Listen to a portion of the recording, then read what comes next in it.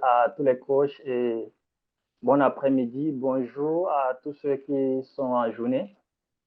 Déjà, je tiens à remercier le Master Coach pour ce privilège qu'il me donne d'échanger ou de participer et d'être membre de cette plateforme.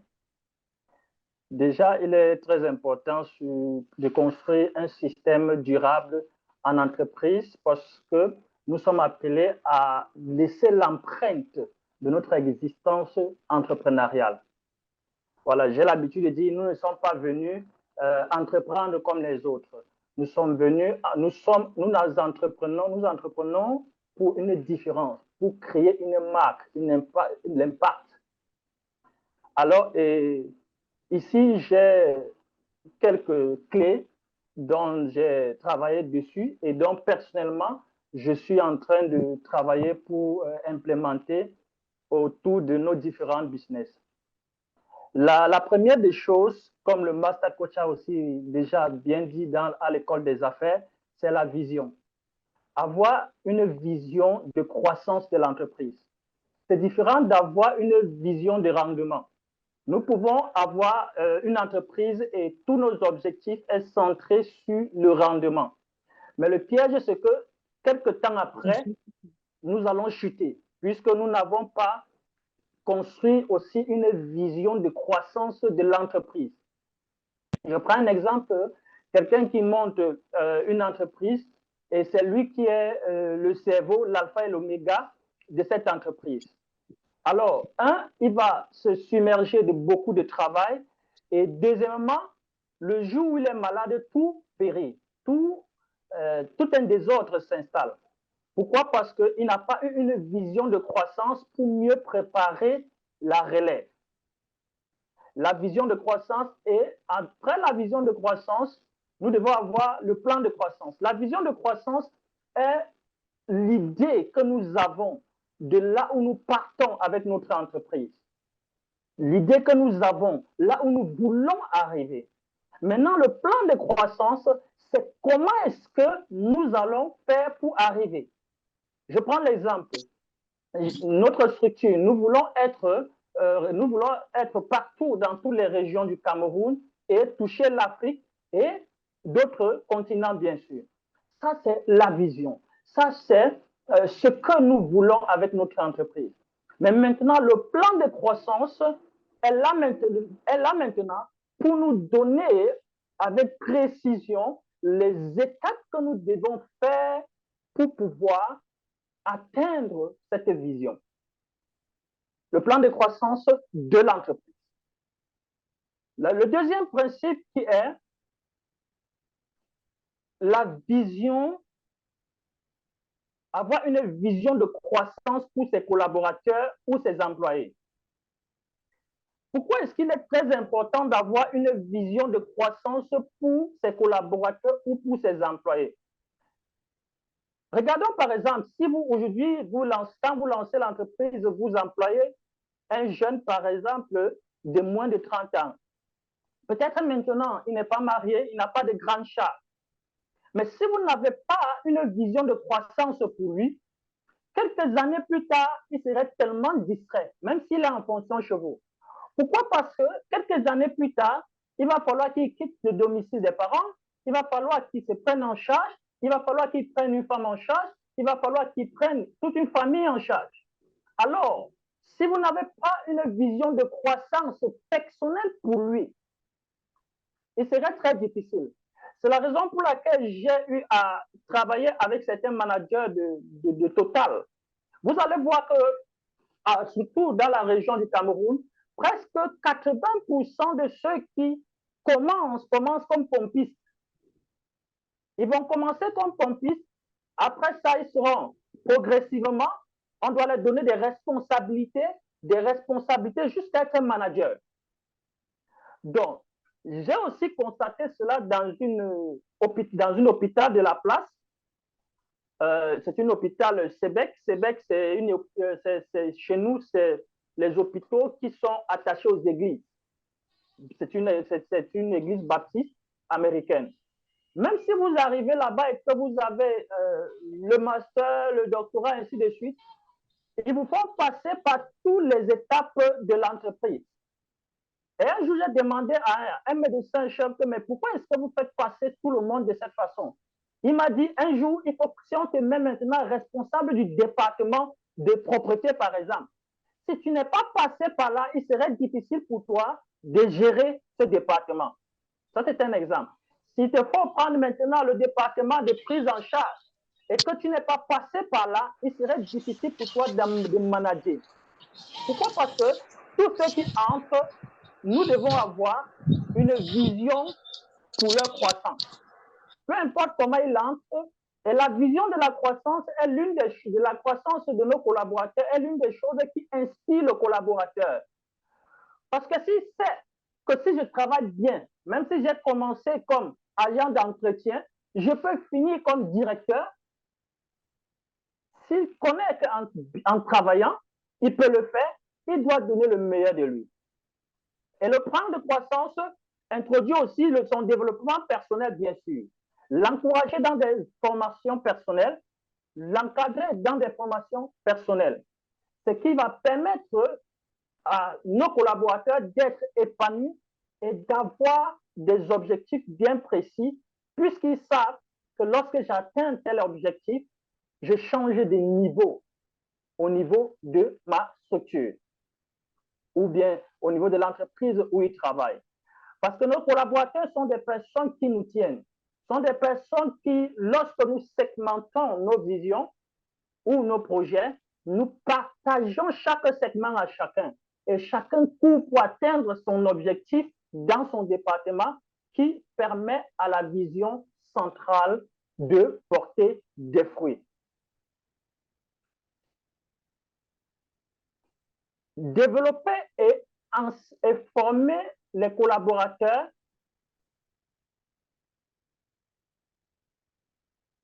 Je ne sais pas, on dit le son n'est pas bon? Non, coach, allons-y, allons-y. C'est très bon. Votre son est très bon. Allons-y. Okay. Certains ont des problèmes techniques, le son est bon. D'accord, d'accord.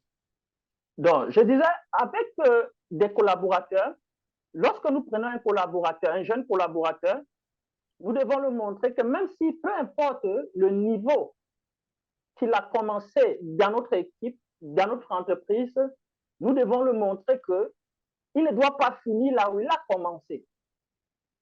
Il ne doit pas finir où il a commencé. Je prends un exemple. Beaucoup de gens n'ont pas dupliqué leur entreprise, élargi leur entreprise, parce qu'ils n'avaient pas compris que une fois qu'un collaborateur est prêt, il faut créer une branche pour lui donner. Il faut essayer. Je me suis formé chez un missionnaire aussi, et il y a quelque chose qu'il faisait avec nous. Après notre formation missionnaire, ce qu'il faisait, c'est quoi? C'est que dès que il sait que vous êtes prêt, il vous envoie sur le terrain. Et il vous dit, vous allez apprendre.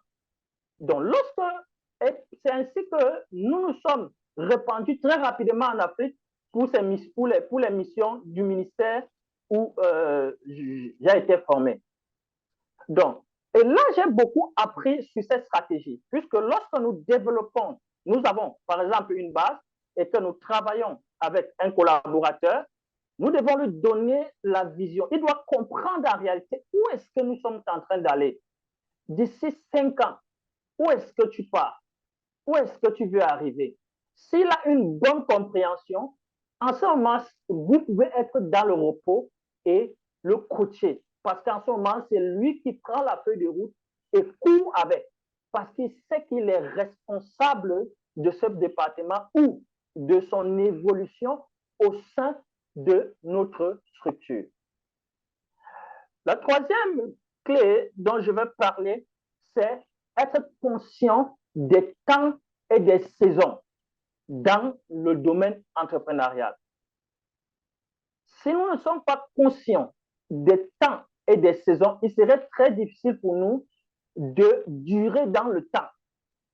Je prends cet exemple. Ceux qui ont connu les motos Vespa, non, supposons les motos bicyclettes, ces motos vélos. Supposons que dans les années 1800, ainsi de suite, il y avait un mécanicien qui était expert dans le dépannage de motos, de ce style de moto. Et 1 an passe, 2 ans passent, on arrête les productions, on change les machines et les nouvelles motos arrivent. Au Cameroun, nous avons les Yamaha arrivent, les Suzuki, après les Nanfak, les Kinko, les TBS arrivent. Si le mécanicien qui était expert en moto-bicyclette hier ne comprend pas que le temps et les saisons sont en train de changer et qu'il faut qu'il innove sa connaissance, il serait très difficile pour lui. Pourquoi? Parce qu'il serait au même niveau, il va rester dans son garage et attendre les motos-bicyclettes. Sûrement, en ce temps, on pouvait l'appeler champion, le meilleur mécanicien de la ville, l'expert de sa promotion, l'expert de sa génération. Mais plus le temps passe, plus il va s'appauvrir. Puisque lorsqu'on ne produit plus, on ne fabrique plus de motos, ce qui arrive, c'est qu'il y aurait rupture, les motos, on va abandonner, ça va pourrir, ça va se gâter, et un jour, il va rester dans son garage, il ne doit plus trouver une seule moto, et il va rentrer au village. En ce moment-là, même les prières ne peuvent pas l'aider, même ses jeunes ne peuvent pas l'aider, même ses compétences ne peuvent plus forcément beaucoup l'aider, parce qu'il n'a pas innové. Il n'a pas innové. Il n'a pas su que ce temps-ci, nous sommes en train d'aller dans une autre ère. Nous sommes en train de changer. Aujourd'hui, ce sont les motos à carburant, mais bientôt, ça serait les motos à batterie. Alors, chaque personne dans son domaine doit avoir la capacité d'analyser les temps et les saisons pour pouvoir s'améliorer, pour pouvoir donner le meilleur de lui et innover, pour pouvoir analyser même, cerner même les problèmes qui vont arriver dans l'avenir et pouvoir résoudre ces problèmes-là. Donc, nous devons avoir la compréhension des temps et des saisons pour pouvoir mieux innover. Je prends un exemple. Aujourd'hui, quelqu'un qui a une entreprise et qui n'est pas sur les réseaux sociaux. Là, déjà, il peut dire, ça va m'aider à quoi? Pourquoi? Parce que peut-être il a un aspect des réseaux sociaux qui est le divertissement, venir passer le temps, mais il n'a pas peut-être l'aspect économique, l'enjeu qui se cache sur les réseaux sociaux. Ce qui peut gagner en mettant son entreprise sur les réseaux sociaux, en travaillant sur sa visibilité sur les réseaux sociaux. Donc, nous voyons que à partir de ce moment, nous sommes aussi appelés à voir des choses, à comprendre le temps dans lequel nous nous trouvons. Récemment, j'avais une conférence avec les étudiants de l'université de Ngaoundéré et je leur disais que bientôt, tous ceux qui sont sur les bancs, les machines vont les remplacer. Et si aujourd'hui, nous ne discernons pas ce problème et commençons à les résoudre systématiquement, commençons à nous préparer à cette situation, un bon matin, ça serait comme une surprise. Ce serait comme une surprise. Pourquoi? Parce que au moment où il fallait être vraiment dans la préparation, nous n'étions pas dans la préparation, nous étions dans la distraction. Une autre clé, c'est la sécurité juridique. Voilà. Lorsque nous lançons une entreprise et que nous sommes en train de développer, juridiquement aussi, nous sommes appelés à protéger nos entreprises. À protéger nos entreprises, à protéger tout ce qui tourne autour de nos entreprises. Tout ce qui tourne autour de nos entreprises, ceci nous protège de beaucoup de choses. Ceci nous protège de beaucoup de choses. Et il y a un point que je veux mentionner sur la concurrence. Savoir que dans tout ce que nous faisons, naturellement, il y a la concurrence. Souvent, même avant que tu as une idée, avant que tu n'implémentes, tu constates que ce n'était pas toi seul qui avait cette idée, quelqu'un quelque part avait l'idée. Ou dès que quelqu'un voit que ça commence à produire, il copie immédiatement. Je reviens pour dire, le plan de croissance de notre entreprise et de nos collaborateurs est l'une des choses qui va nous donner l'énergie pendant ces moments-là.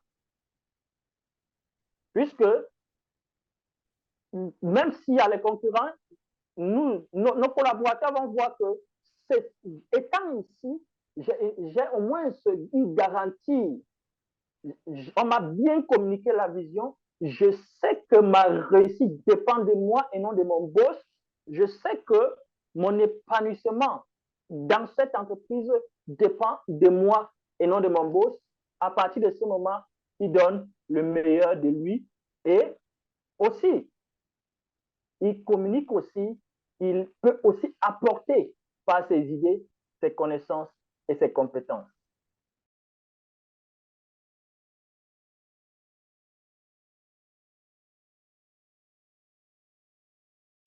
Ce que j'aimerais dire, c'est que dans tous les domaines, cela est possible. Ce qu'il faut faire, c'est qu'après la formation, il faut segmenter les responsabilités. Il faut segmenter et commencer à donner les responsabilités. Cela ne garantit pas que tous vont rester. Mais ceux qui sont en activité vont parfois eux-mêmes se découvrir. Parce que parfois, c'est sur le terrain. C'est sur le terrain qu'on se découvre. J'aime utiliser cet exemple biblique. Élie était à un moment où il était dans le désert et les corbeaux venaient lui donner à manger chaque jour. Et un jour, il attend le corbeau ne vient pas. Il attend le corbeau ne vient pas. Et c'est là où il se rappelle qu'il est prophète. Et il se dirige vers la veuve et dit, ce que tu as là, prépare pour moi, je mange. Et après ça, il déclare une parole, ça reste pour toujours. Pour dire, il ne restait pas dans un moment de famine, parce qu'il faut connaître le besoin de ceux-là. Le besoin, c'est un peu comme la famine. Et quand vous connaissez le besoin, il y a des personnes que le besoin pour eux, réellement, c'est le quotidien. Ce qui veut dire, c'est qu'ils vont manger ou ils vont dormir. Si pendant que vous segmentez le côté social, la personne ne se trouve pas venir à la préoccupation de coach Petroni. Ce que j'aimerais dire, c'est qu'il y a des réalités géographiques. Et nous sommes appelés, comme l'intervenant que j'ai en me reconnaissant et communiquant, il faut le un système. Mais maintenant, OK. Donc, il faut le système, mais il y a le problème local. Le problème local, c'est que même si cette organisation est non lucrative, qu'est-ce que je gagne? Consciemment ou inconsciemment, les gens se posent cette question. Sauf si vous êtes vraiment acteur principal. Tout le monde se pose la question. Et si vous ne pouvez pas répondre, qu'est-ce qu'ils vont gagner? En réalité, ils ne peuvent pas durer. Maintenant, s'il y a maintenant la possibilité de répondre ce qu'ils vont gagner, dans ce qu'ils vont gagner, on peut, dans le système, vous pouvez construire le système de manière échelonnée. Je prends un exemple. Si c'est une orphelinat et vous avez peut-être la méthode de faire entrer des ressources et la prise en charge. Et que vous avez besoin, par exemple, des mamans pour garder les enfants. Ces mamans qui gardent les enfants, elles vont prendre soin d'elles aussi. Maintenant, si vous pouvez leur montrer ce qu'elles peuvent prendre soin d'elles et ajouter à ça la formation et ajouter à ça d'autres annexes, ou bien ajouter à ça des formations qui vont leur permettre aussi d'être indépendants. Donc, vous pouvez créer, si c'est ça, j'ai pris juste l'exemple de l'orphelinat, un produit de l'orphelinat où lorsque les visiteurs viennent, ils peuvent, en dehors de donner les dons et d'encourager, ils peuvent savoir que chaque fois qu'elles viennent de cette, je peux acheter mon savon à partir dans cet orphelinat. Les mamans de l'orphelinat produisent le savon. Là, beaucoup de familles seront à l'aise de consommer cela. Et ces mamans qui prennent soin des enfants peuvent avoir de quoi subvenir à leurs besoins et ne pas être distraits et vraiment se focaliser du côté passionnel. Donc, c'est une réalité en Afrique, c'est que qu'est-ce qu'ils vont gagner? Si vous ne pouvez pas répondre à cette question, ça serait difficile. C'est le reste. Je ne sais pas si j'ai répondu. Puisqu'elle a parlé de l'orphelinat aussi, j'aimerais, voilà, tout simplement, j'ai pris l'exemple du savon. Donc, j'aimerais juste ajouter de développer aussi vraiment un système d'approvisionnement. Quand je dis système d'approvisionnement, vous savez qu'en Afrique, tout le monde sait que les responsables d'orphelinat reçoivent beaucoup d'argent de beaucoup d'organisations. Et c'est pour ça qu'eux, ils souffrent, parce qu'eux-mêmes ne reçoivent parfois pas, et raison pour laquelle eux, ils souffrent. Donc, si vous pouvez produire quelque chose localement, ça, c'est, je dis, sur les bases locales, et que, par exemple, les hôpitaux utilisent l'eau de Javel et des trucs. Et ça, c'est votre association. Si vous avez un produit et vous dites que le produit là, c'est ça qui nourrit les orphelins, je suis sûr que du côté financier, localement, ça peut susciter les fonds et ça va maintenant prendre charge de ceux qui prennent soin des enfants. Et on peut maintenant travailler avec eux sur du long terme parce qu'ils ont aussi quelque chose qu'ils gagnent. Magnifique, Merci. magnifique, magnifique. Je pense que ce sont de très belles idées pour Coach Petronil. Elle a pris note et ce sont des idées très, très, très, très, très belles. Coach Caleb, là, une dernière question pour vous avant votre départ. Comment se faire connaître via les réseaux sociaux pour pérenniser son projet et se projeter et se protéger du plagiat courant? C'est une question de Coach Bête Tambo. Bon, déjà sur les réseaux sociaux, il y a la sécurité. Quand vous allez sur les pages Facebook, une fois que vous avez créé et que vous avez développé, il y a une façon de sécuriser. Vous allez voir des pages avec des petits pouces bleus euh, sur la page. Ce sont des pages sécurisées. C'est difficile de plagier ou bien de pirater cette page-là, en fait. Je ne sais pas si c'est de ça que la coach parlait. Maintenant, pour les réseaux sociaux, ce n'est pas. Les réseaux sociaux, c'est juste un aspect qui nous permet de communiquer sur ce que nous faisons. C'est une façon de dire, nous sommes appelés à comprendre les temps et les saisons dans lesquelles nous nous trouvons pour pouvoir saisir les opportunités ou anticiper sur ce qui peut arriver dans l'avenir. Donc, pour les réseaux sociaux, ça dépend de vous. Vous pouvez créer des pages. Ça dépend de vous et du produit. Vous pouvez créer des pages Facebook pour communiquer dessus, faire des publicités. Nous avons une entreprise qui fait dans ce domaine-là.